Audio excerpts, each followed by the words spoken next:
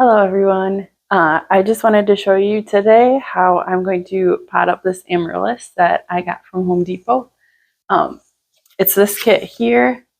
Uh,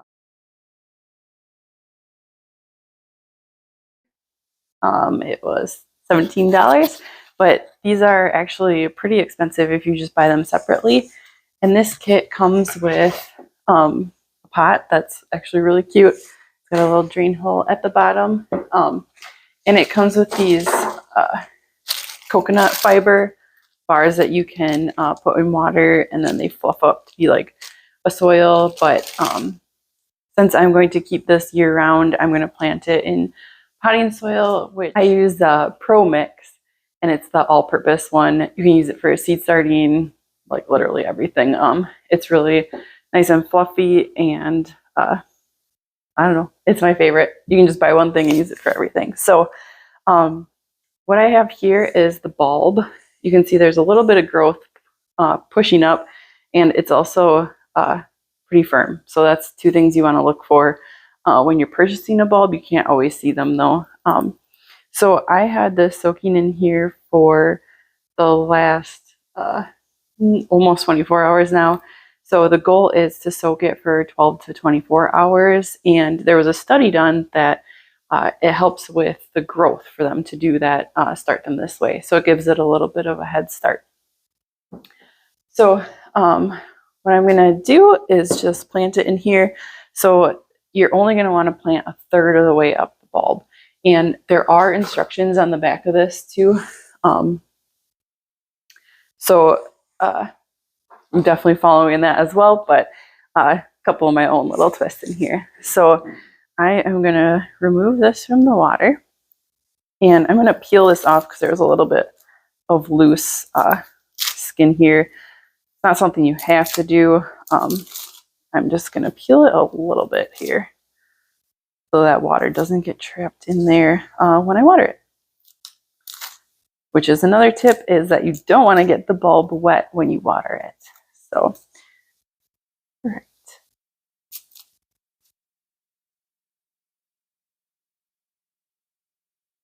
Okay, so here, this is what this looks like. There's roots coming out of the bottom.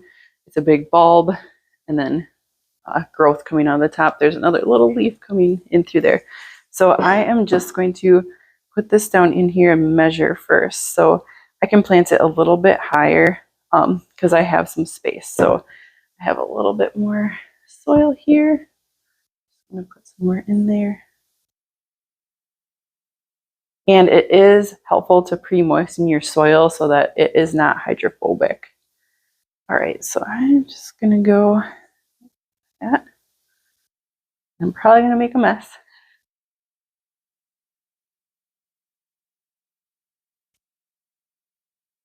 I'm sorry if you can see the light flashing. I got a new light ring for this, and apparently it's on the fritz.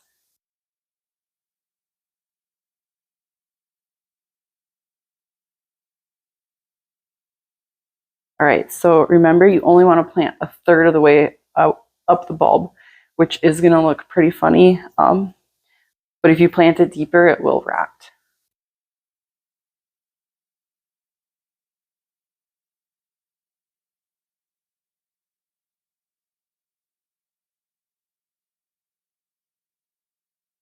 Okay, I'm just pushing it down a little bit in there. So it is pretty solid in there now. I think I'm going to put just a little bit more along the back here.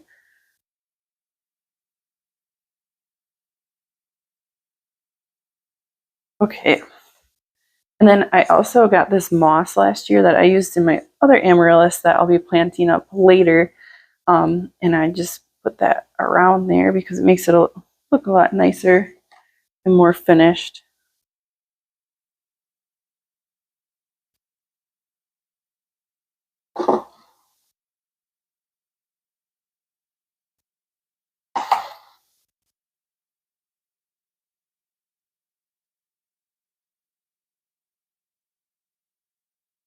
All right, so that's my finished product. Now this will go in a warm, sunny window, and I would expect it to bloom probably in 6 to 8 weeks. So the ones that I had last year, that I had gotten from Home Depot. You can leave them all summer or all winter, really. Treat them like a house plant, and then come summer, you can put them outside in the sun. And then in August, I put them in the basement to have a cooling period or a rest period so that they will bloom again when I want them to. So the period that they're going to be in the basement is like 2 to 3 months.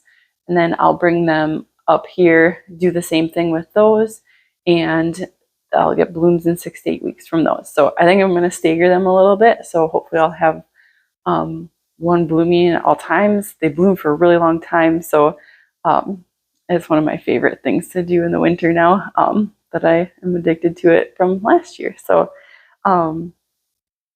yeah, this one's all ready to go. Thanks for joining today.